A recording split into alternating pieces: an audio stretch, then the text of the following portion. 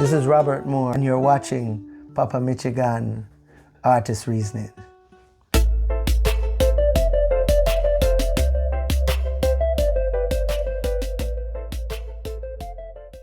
Yeah, my people, this is Artiste Reasoning, and I'm in New York City.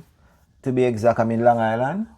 Yeah, right on the Queens, Long Island border. Queens border. And I'm here with a family, Robert. How you doing? Welcome. Papa Michigan, yes, man. Welcome.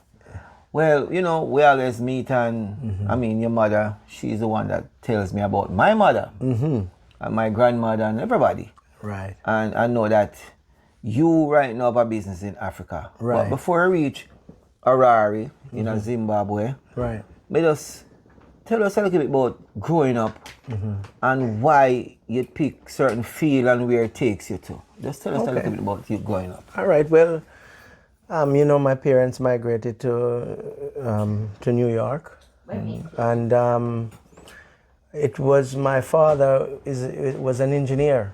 But in Jamaica. In Jamaica, you came up when you was very young. very young. Because your mother told me. Yes, and then what happened was, out of the 4 children, I was the one that normally go home for a holiday to Jamaica.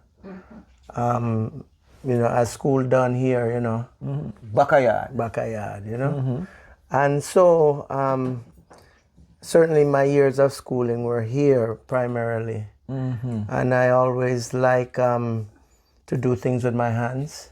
I'm a thinker, and my father was an engineer at the time, and I really admired his profession. And even as a small child, he would bring me a lot of engineering books and things like that, and I found it interesting. Yeah. So years later, when I had the opportunity now to, after school, to look at what was available to me, technology was something that I was very comfortable with. So I started very early, back when there was data processing and large computers that was probably the size of the table. Wow. And from there grew and started to work with different technologies, and all the way through into networking, and actually working for a lot of the Fortune 500 companies such as JP Morgan, Chase, Citigroup, before Citigroup became Citigroup, Citibank, and Travelers merged, and then also going off into healthcare and working with the health and hospital corporations in their networking area to design what was an upgrade to their network for the 22 hospitals in New York, and then moving from there to education, working with Board of Ed and DIIT, and working with a lot of the new schools that were being built and the technology that was going into the schools, and so it was, technology was pretty much a big part of what I've done, you know. And this is from school coming up? This is from school coming up. Wow. So would you say it is in your DNA, because Daddy was an engineer? Well, I think so. I feel, you know, Can it come natural? How you speaking? It's come natural, and it's something that is always changing and growing and morphing, and I like new things. I like creative ideas. I like being able to design things that are impactful and understand what's going on in data convergence and networking and security and many other facets of networking that are there, and being able to touch it and work with it and manage groups and teams that are able to deploy and integrate and do these things were, to me, you know, a sweet spot. Yes. Wow. So you know. So you're not feeling any? Can we go back a little bit and relax? Yeah, man. Because I'm liking this.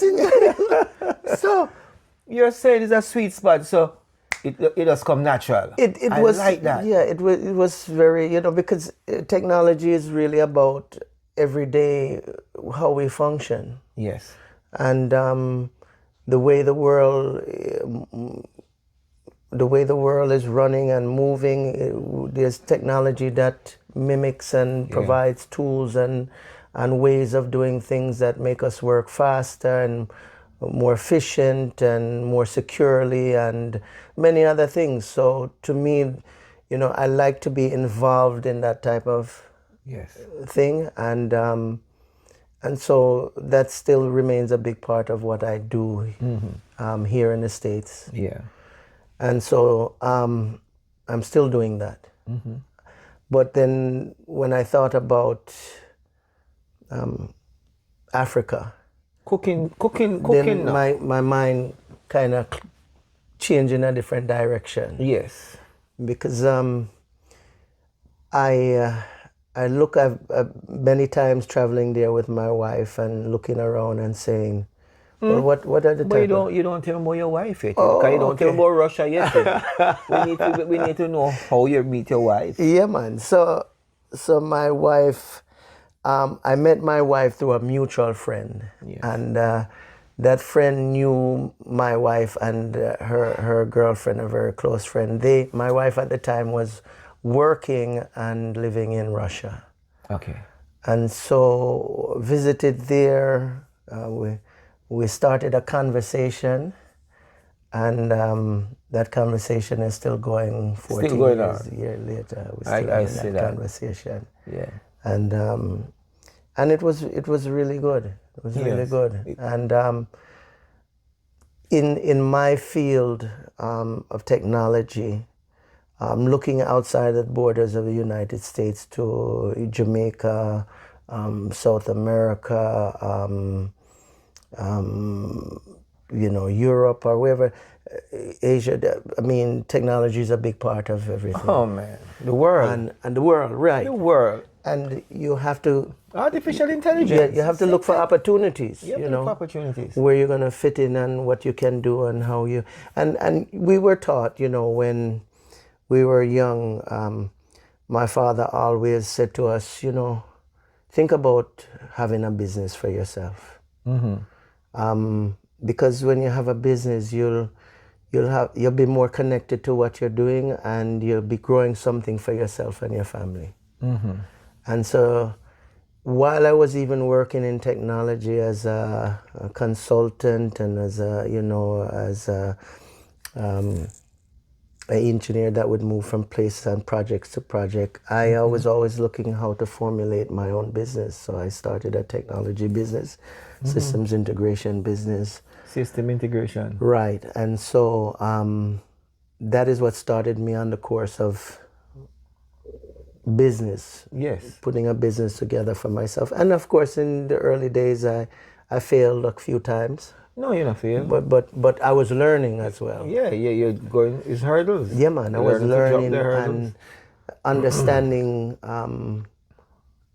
concepts and business in a way that was different from just going out and doing a 9-to-5, and how to leverage my time and my resources and everything that was needed to manage projects and resources and all of these things, So that was what started me on my track to business until this time. And then when I met my wife in Russia, a couple years after, You realized that she was from Africa?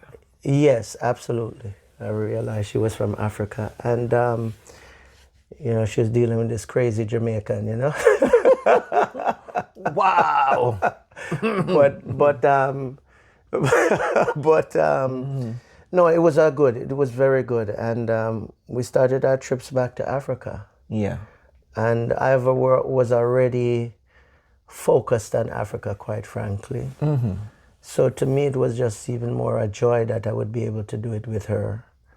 And take But why a restaurant? How that come in your thoughts? Well, I always wanted to. Well, so all right. And So not your field. yeah. So what happened? I like to cook too, and wherever I go, I eat. I'm a foodie. I like to go and food is And when I went there to Africa, oftentimes I would cook for the family there. Wow. You understand? No, things that come up to bump now. Yeah. So they would say, well, what type of food is in Jamaica? You know, what do you eat and these things, you know? Yes. So what I would do, I would make them, you know, fry fish, escovitch fish. I would make them, you know, stew chicken and Curry chicken and all these things. And of course, sometimes I have to walk with my own seasoning because they didn't have those seasoning there, you know? Yes. So I cook for the family, and her mom and her father and the brothers, they were like, man, this is wow. They was like, man, this is wonderful, man. Why you don't do something? Why you don't open a restaurant? Do something. They didn't at the time say restaurant. Wow. So what happened? I kept going back and forth, and I said, you know something? I talked to my wife. I said, maybe it would be nice to cook for more people and introduce the Jamaican food to and the culture to the people. Culture, yeah. So she agreed. She said, yes, why not? So what happened was almost like God put it into play from our mouths to God's ears, because what happened was we initially went to Africa to purchase to build a place. And when we looked to build a place, we couldn't find a place to build. A place like a home or a business? To build what would then be the restaurant. Of course. So we said, you know, we want to build something that represent a part of us and a culture and a kind of a merging between our two cultures as well too. Because that was important, because our two cultures work well in our household, and it works even better in the restaurant. Wow. You understand? Because as you'll see and find out that you're fusion now. Yes, fusion. But if you look at the African culture and you look at Jamaican culture, it really is the same people. It's just a division of geographical place that is influenced by different cultures and things. But originally, yes, it intertwines. It's the same path that we walk in, the same people, the same struggles, the same challenges that you have there, we have in Jamaica here, and for really Jamaicans living abroad anywhere, we have a lot of, you know, we're all the same. So we decided at that point in time, say, you know something, make we build a place.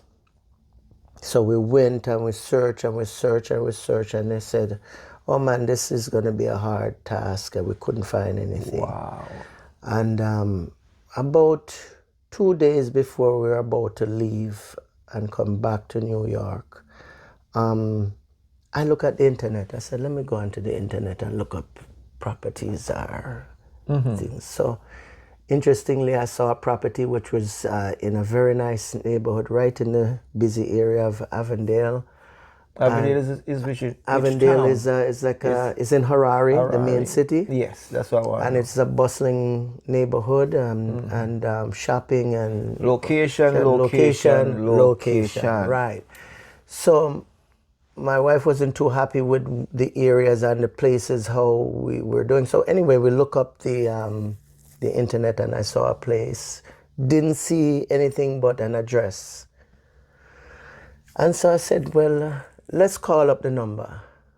So I called the number. Interestingly enough, the man that picked up the phone was the same realtor that was taking us all around Harare to find a place to build. So I said, man, why didn't you tell me that you didn't have to build, you could find an existing structure? So he said, yes, it's my listing. Come, let me show you. Wow. So the next day, we actually drove past the place. We all we could see was a big, what they call Dura wall, or a big gate, brick, and we said, we can't see what's going on behind here.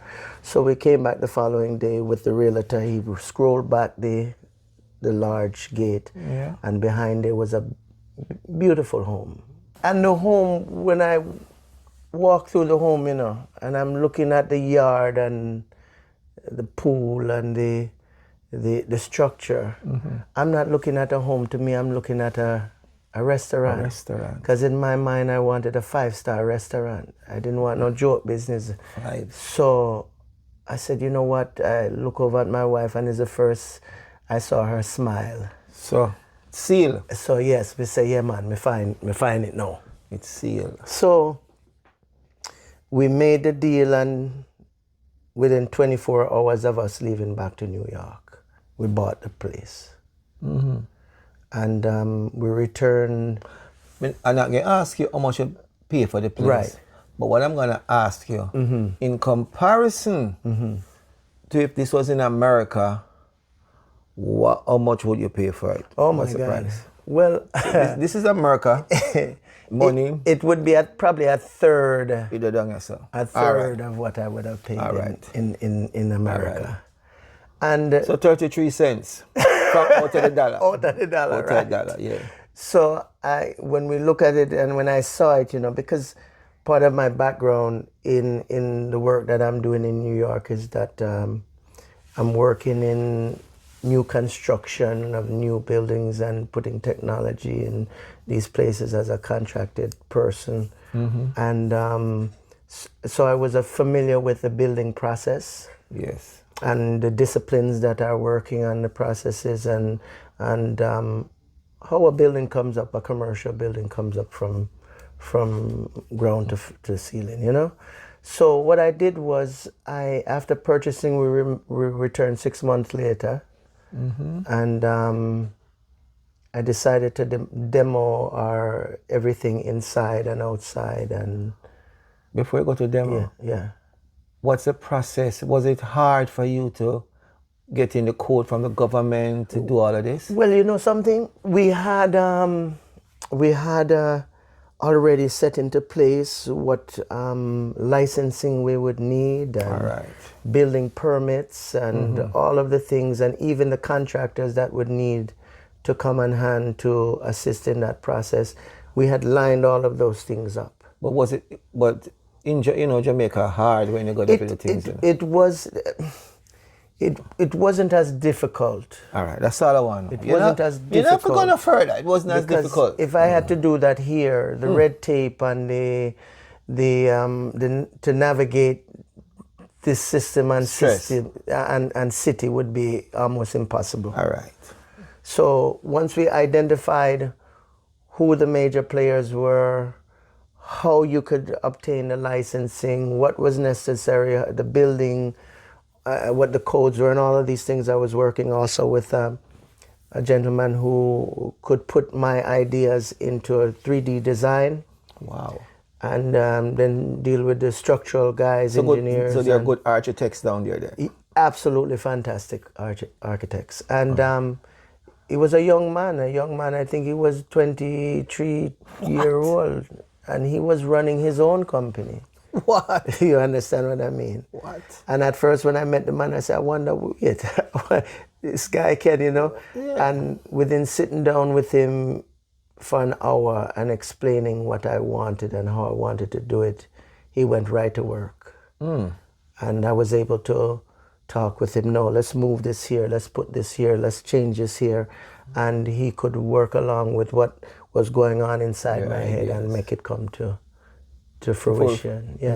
So that's what we did. We secured a team. We started knocking out walls. We actually cleared the entire premises from top to bottom and started rebuilding it from inside out. Wow. And then we also created a sky lounge, which we had to go down 4.5 meters into the earth with steel and concrete to build a second-story lounge, which would become our sky lounge and bar. And so it was an extensive amount of work. I think at any given point in time, we had close to 50 people working. 50? Yeah. So we had a time slot. We had a time slot, and it was a very accelerated one. I didn't have time for wastage. I didn't have time to redo. I didn't have time to, so everything that we did, as I said, I already had experience in how commercial properties are approached. And so,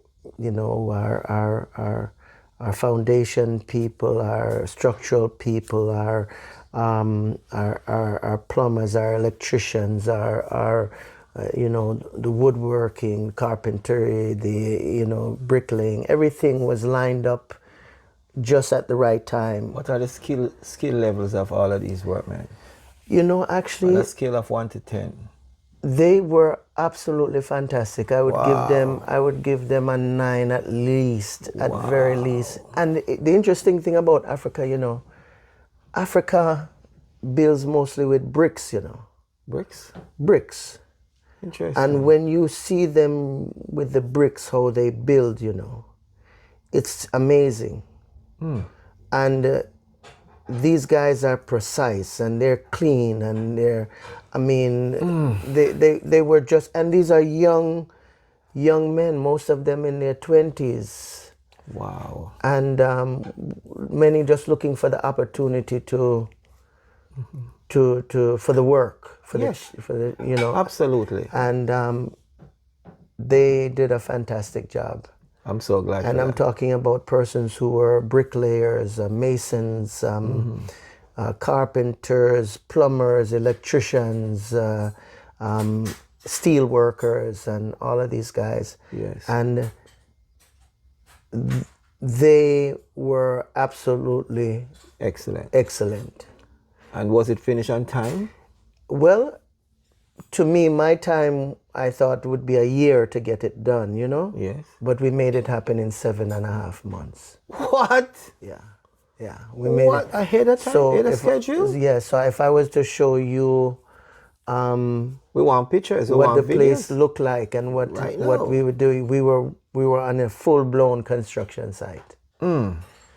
Many of the neighbors and persons who knew the building before and were passing by and seeing the building transform were like, this is unbelievable. And in the time that is being done and how we are addressing everything, just, you know, they were like in awe of the whole thing. Hold on. Yeah. How were you accepted when you took out your Jamaican passport? Go ahead. Man, Well, with a smile on your face. yeah, man. Jamaica is, they love Jamaican people. I mean, I've traveled throughout South Africa, throughout some of Southern Africa, and let me tell you, we are loved Okay. because we are the same people. So those people now, Yeah. them know it, did they know that this restaurant was going to be a Jamaican restaurant? So here what happened. Because, I mean, they love the architecture No, but because they were hear the joke. blown now. away. There's a story behind that. So the story wasn't always in terms of the community, Yes. because all of our friends and people who knew that that's what we were pursuing, they were, yeah, man, got you, you know? But then we were adjacent to a community, a cluster of homes Yeah. that formed a community. And so we thought at first, we said, you know what, let's bring them in on the process, you know, Yeah, why not? and let them know what we're doing. So we sat with the what them call it, Let's say the board. the board, Let's say the board. and had a meeting and said, listen, you know, we want to bring a Jamaican restaurant and we want to do this and this. They said, no. What? Because they associated Jamaican With? establishment with dance hall and Stereotype. stereotype, Stereotype. loud music throughout the whole night, and you know, and all these things that you see on television that you don't really, because they didn't know much more Of the about culture. about the culture. Then some of the older ones knew, and some of the new wave knew what the music was like. Bob Marley was instrumental in their independence. Bob Marley was there, so they respected the culture, they respected the people, but in terms of knowing more in depth about what our culture was, they were still missing. Yes. You understand? So when I said no, Jamaican restaurant, they were like, ooh. So I actually had to, I talked to them over and over and again. I said, you'll see that this is going to be something that's going to be upbuilding, and it's going to add value to your neighborhood and to your things. And so we did it anyway. We went on the journey, And as we were building and as we were going and as we were defining what it was looking like and what it was going to be, some were still skeptical. But after being open for 6 months, everybody understood what we were really all about. And don't go so far. Don't go so far. You move too far. Yeah, You move too far, man. You didn't even tell me about the seasoning, where it come from. You don't tell me nothing about your chef. Oh, you're gone so far. All right. So we had to no. So where you chef from?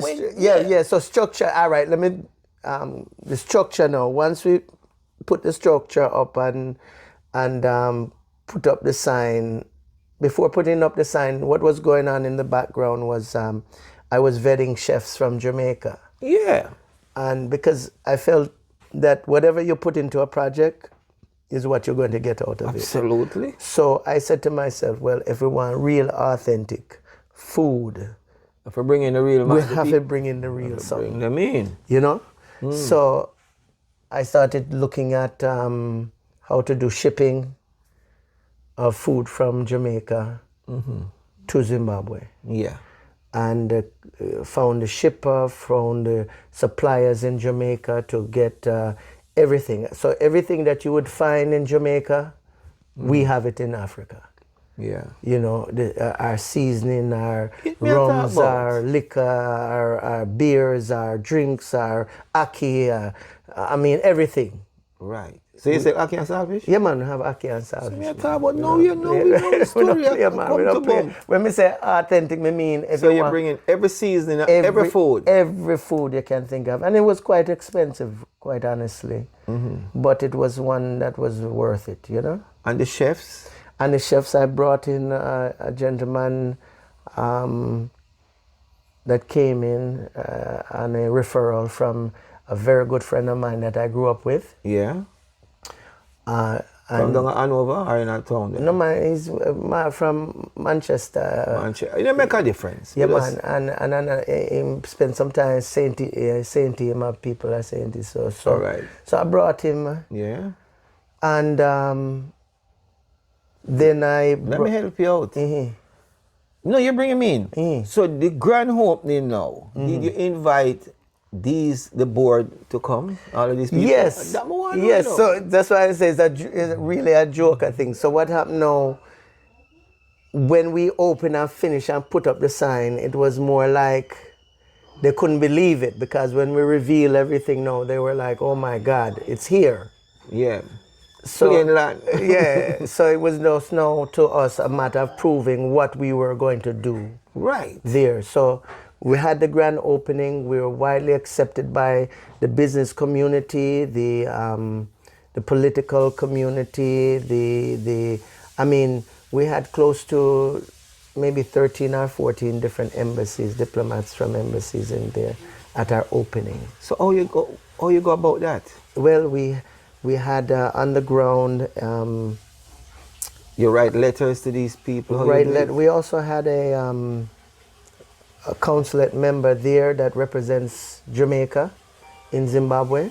Yes. And she now started to let everybody know that a Jamaican restaurant is opening. No, we're talking. And she contacted all of the embassies, and all of the embassies flooded out and said, we have to see what this Jamaican restaurant is going to be, because in their countries, you know, you have Jamaican restaurant, France or UK or, you know, or wherever, in different places. And so they were very excited, because there was nothing there at that time that could fill that space. Be a grand opening. Grand opening. When I said grand opening, it was a grand opening. And the community? And the community, they all came in, but not the ones that we were board? The board. They weren't involved. Wow. Because they were still skeptical. Skeptical, yeah. Right. So let's push it in a little while now. We're open 6 months. Many of their children that play in the community. No, you're going too far. No, you're going too far. No. So the layout of the restaurant now. Right. Tell me about the layout. You have a bar, you have a what? Yes. So it was, when I designed it, I was thinking about, because I live in New York, and I go to eat many different times. And when I'm in Jamaica, I'm eating. And when I travel to other countries and places, I'm eating. And I always say to myself, what would a person want to see if they're sitting in a restaurant that is Yes. going to capture their attention? So I started thinking about persons coming in after work to get a drink with their friends. I started thinking about people having events.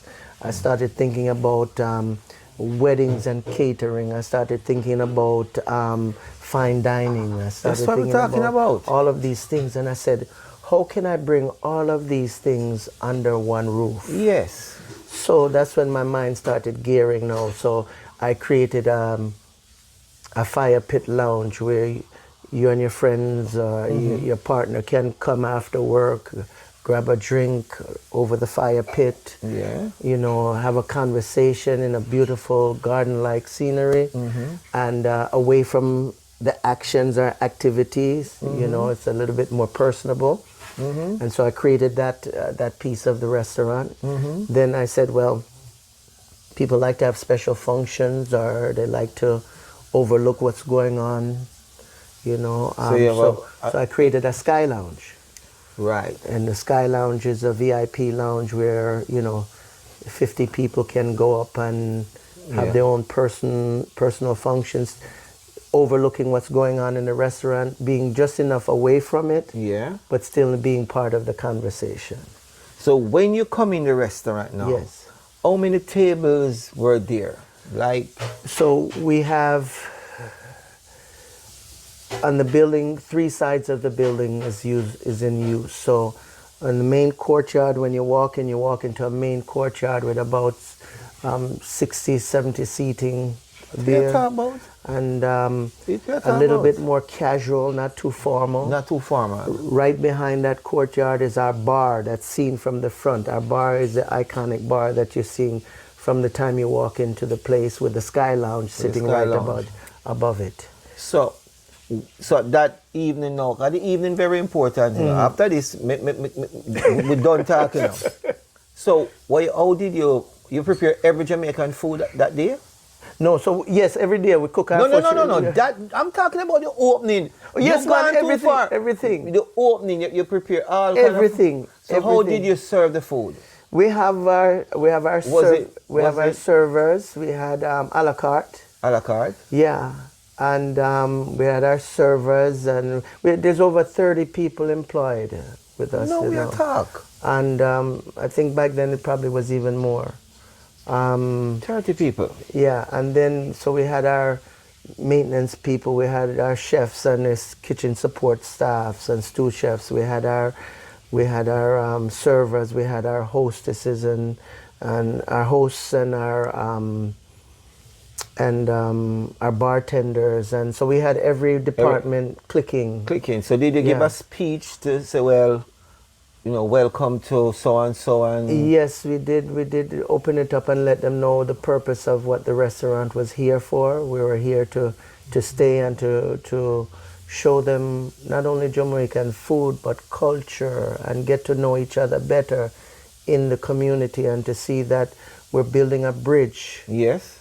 A bridge across great distance, so that we look at the opportunities to visit and come to Africa, not as we're coming to some kind of, you know, destitute picnic where sit down on the street and fly around them, Yes. which mainstream media is saying Africa is. But Africa, I was trying to show them that Africa is beautiful. Africa is our beautiful cities with beautiful real estate and everything is there. You wouldn't miss anything. All right.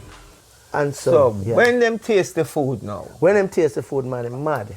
that, you see what that's how it will work, you know. Mad, man. Talk to me about that. Hey, when them taste the food, they were like, my God, I've never had anything like this.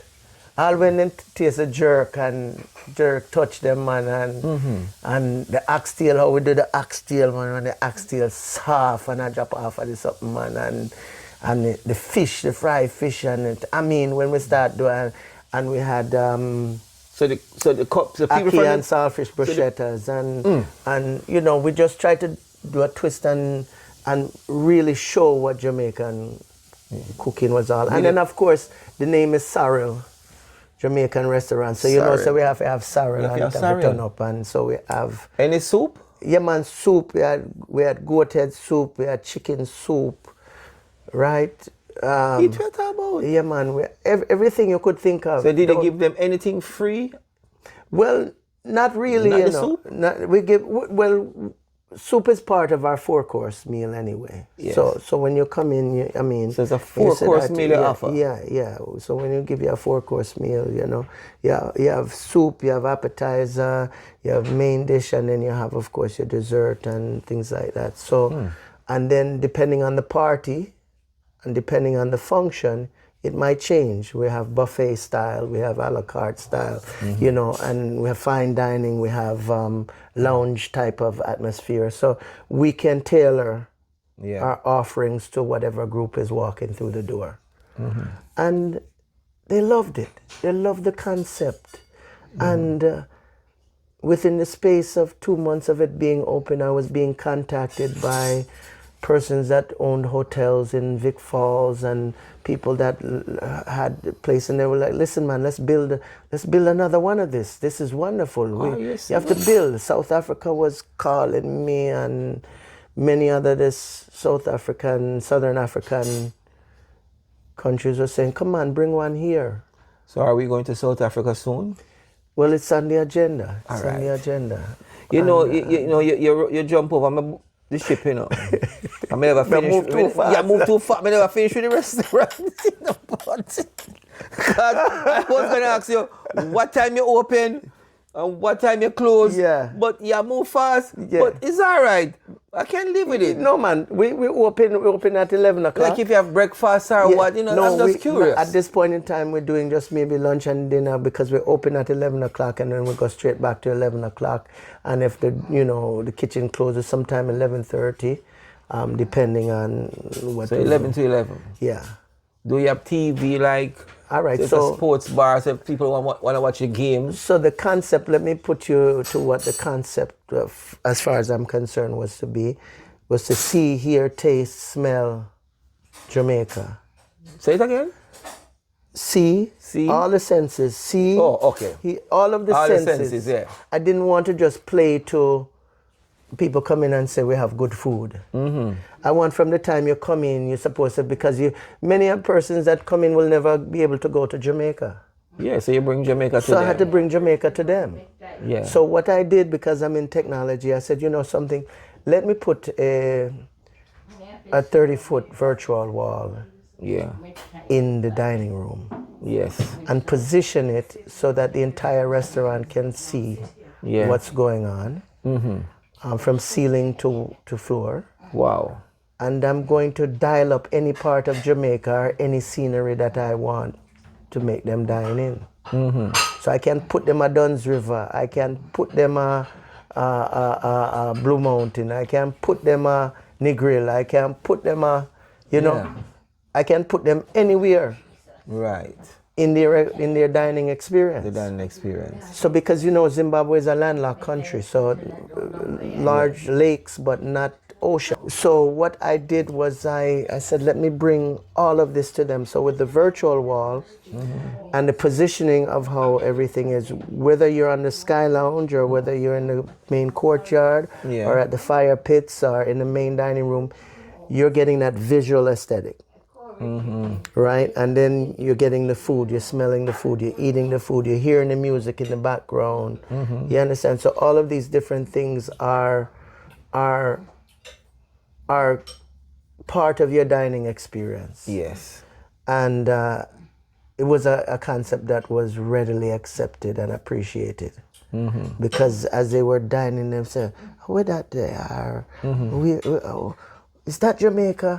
And they were like, oh my God, I have to go to Jamaica. I have to go to Jamaica. Yes. And so it was a nice way to present the whole picture of Jamaica there. And they appreciate it up to now. So you bring Jamaica to Harare? Yes. What is the address? The address is 42 Bath Road. Bath Road. In Avondale, Harare. And to give you the idea of how much traction and how many people have been there, just the other day, we had busy signal at our place, That's enjoying meal with his entourage. Chris Martin has been there with us. Burning Spear was there with us.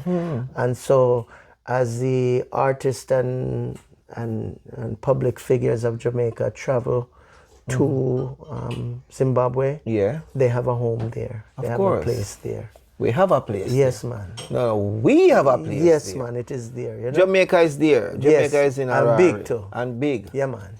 And Michigan is going there. Yes. Wonderful. Wonderful. And I think, people need to understand that,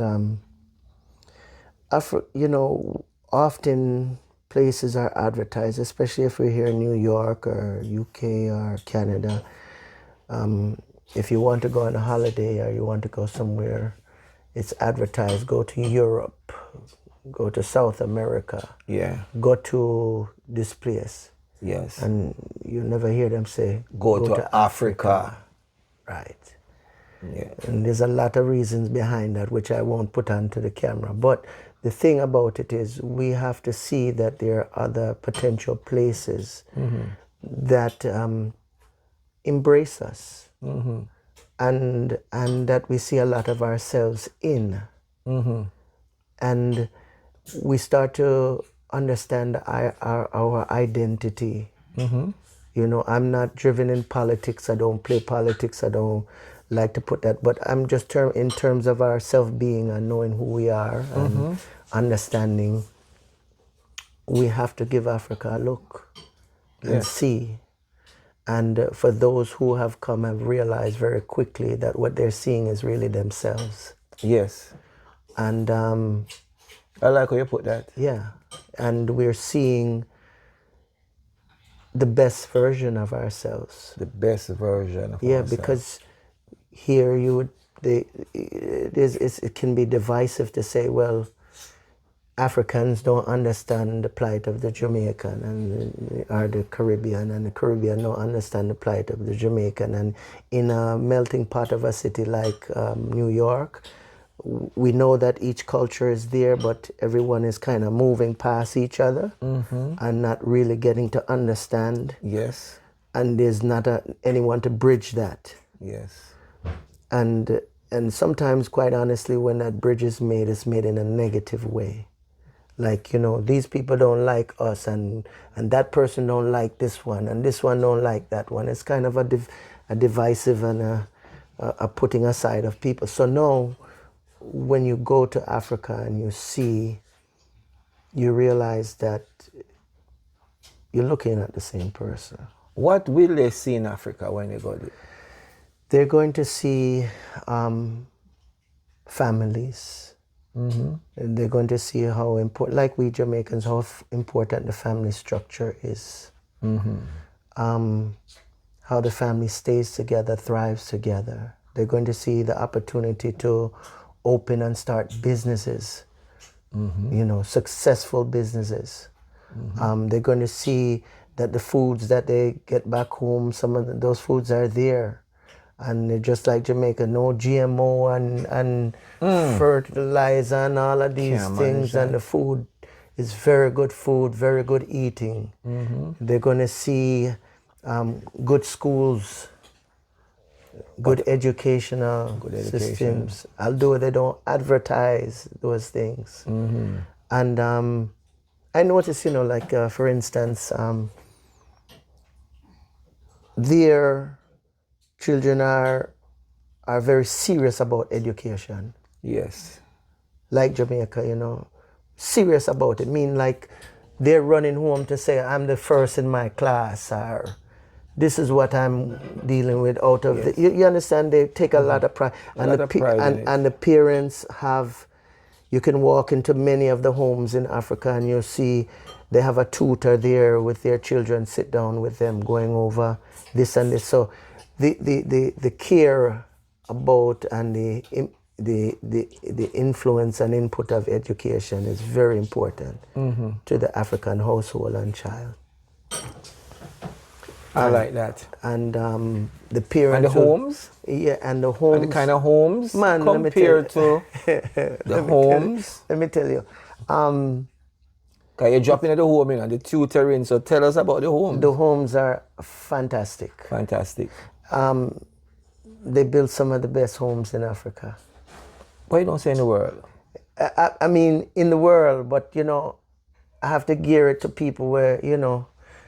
In Harare, South Africa. South Africa. If Southern, I mean, their houses in South Africa and Zimbabwe would make Hollywood look like, you know, try. That's what I'm saying. Yeah. And the malls? And the mall, them, let me tell you, Mall of Africa. I mean, you have mall the way you walk by any mall in any state. Yes. And Africa Mall is on point or even more. My friend called me My friend called me the other night and told me, Michi, Los Angeles. Yeah. Los Angeles have malls, but Africa make it look like it's not trying. So I understand. Anything where you can find here, you can find there. Yes. And at a better cost, in fact. A third. Yes, a third of the economy here. So what 200,000 US would give? Oh my God, man. Oh my God. 200,000 would give you a house that would value 6 and 7 times more here. You know, you buy $1 million, you buy $1 million home, $2 million, $3 million, $4 or $5 million home here. You're probably getting there for 200,000-300,000. That's what I said. You show me some stuff when. Yeah. You showed me some stuff last night when I said to myself, this is important. Yeah, and people are living. People are living okay. They're living. Yeah, they're living okay. The beaches. What kind of beaches? Beach is beautiful. Cape Town. Absolutely. Well, you know, Cape Town is probably one of the top destinations for tourism. But you can really get in South Africa every type of terrain. Zimbabwe, the wonder of the world, Victoria Falls, or Mosiantuno as they call it locally. Zambia, all of these places have their own beautiful, majestic terrains and you can get everything from wildlife to first world cities. 5-star hotels. 5-star hotels. I mean, you can stay in capital Zimbabwe in Durban, where the G20 is being held right now. Beautiful 5-star hotel should it be more than 5 stars? It should be 7 stars. I agree. And hotels and places in Cape Town, Joburg, Zimbabwe, beautiful places to stay, beautiful places to see. And the price? And the price again is at a minimal. So if I give you the understanding, you could stay in a capital Zimbabwe. Don't tell me the figure, please. And we know the figure. Yeah. So if this the figure is outside the figure is this, and over there it is here. Yeah, absolutely. So we don't have to tell you. Put it a little lower. A little lower.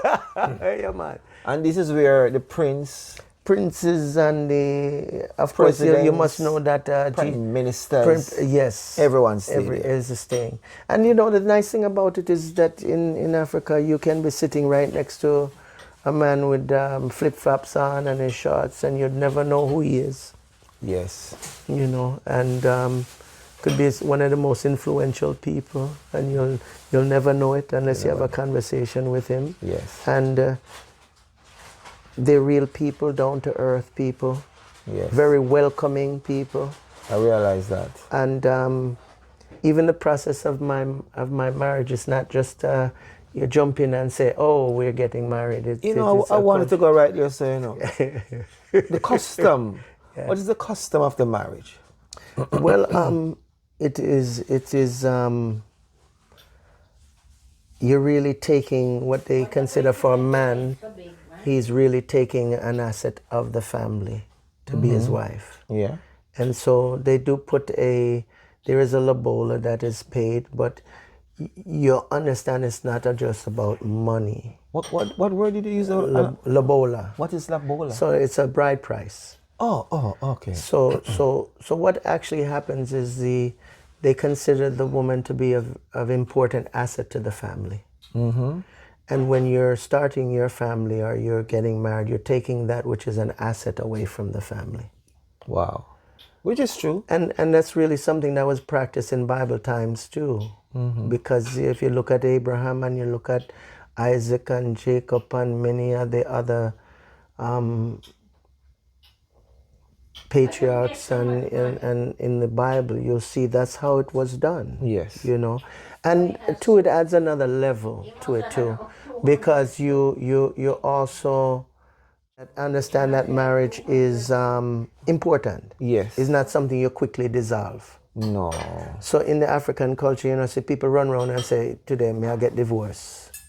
Or "Me there with you 6 months and me and you can't par, so Yeah. we have to find a way out," and these things. So in their culture, it is something that's very important, and it is a family effort, and the family stays together. Yeah. And cares for that bond long after the marriage has taken place. Wow. So it's a different approach. Different approach, and really a more sacred approach to the situation and to the marriage.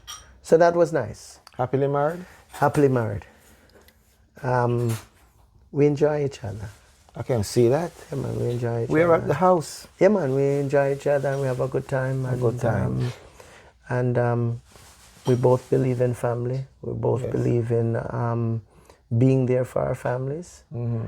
And so it's continuing to blossom even on the continent of Africa.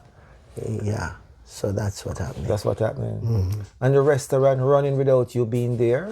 Absolutely. How it operates? So initially, I had a gentleman that was helping me from Jamaica as a GM there at the thing, and he was quite effective and helpful. His name was Fitz, right? And so Fitz was McFarlane was helping us out, and doing a fine job. And then as we opened and things started to get larger and bigger and more diverse, and a lot of things started, we also brought on my sister. Your sister.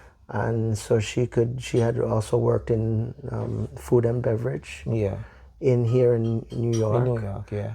And so it was just, I think, a nice added boost to what we were trying to do. And so that's what happened. And she's going over there next month? Next month she'll be there. And we've also not only opened a restaurant, but we're very much involved in training. What kind of training? And educating in food and beverage, in the service industry, and in how an effective restaurant needs to run. We don't just want to, bring on people and, everybody's doing their own thing and it morphs into. We really had to key in on how each training for each department, how each department functions, how they interlock with another department, what our back of office, and our front of the restaurant looks like, and we had to learn a lot, but in so doing, we've been teaching a lot. A lot. The persons that are there, we consider our family. So, they are family. Yeah. But I just wanted to go back a little bit. So, food handlers permit? Yes, we have food handlers permit. We have operating license. We have, I think in Zim there, we probably manage something around 14 licenses. 14 licenses. To operate in the capacity that we operate. Right. So these are equipment, did you ship them in or you buy them over there? So we shipped in some stuff from here, but we also bought a lot of stuff from there, generators. So because I'm into technology and things like that, we have auxiliary backup power, we have our generators, we have our solar piece to it. So the place is never really without what we need to operate, right? Yeah. We have a pool there, so we can have open pool. You have a pool? Yeah, we have a pool parties. Pool parties. We have private dining upstairs. We have a VIP lounge upstairs. We have Dolphin Lounge, which is right behind the dining room, so you can actually see the dining room from inside out. Yeah. But the persons in the dining room cannot see the private area. Beautiful. So we have play area for children. Parents can come with their children, have a drink, have a meal, and the children's play area where they can have one of our servers watching the children while the parents can just relax and enjoy themselves. Wow. We bring in, like I said, all our liquors from Jamaica, That's everything. good. White rum, everything. White rum, Appleton, rum creams, everything you can think of. Up to 21-year-old Appleton, you know. Yes. And we put those on top shelves. On top shelf. Because we want to promote what we have. Yes. You know, and we have all the other liquors, of course, that any other bar would have, but we want to promote Jamaica. People, when I go there, you know, so I'll definitely show you everything that was said right here. Yeah. So one more question. I mean, we doing great. Expansion. Yeah. So expansion is a real thing. Many persons that have said to me, open another place in Zimbabwe. And I really don't agree with that. Not feeling it? Why I say that is because I want to bring sorrow to a place that doesn't have sorrow. Okay. You see what I'm saying? So Zimbabwe has sorrow now. Yeah. And so now I wouldn't mind bringing it someplace else like South Africa or to Zambia or to, you know, even someone has been calling me in Tanzania. Okay. So I don't think we need to compete with ourselves.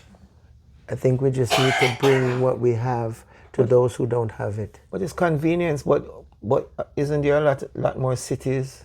Yeah, in Zimbabwe. Yes, that is far away. So we're in what is called the part of the Golden Triangle, or the place where you know, you have Borrowdale, Chesapeake, you know, you have many suburbs of the city that are interconnected.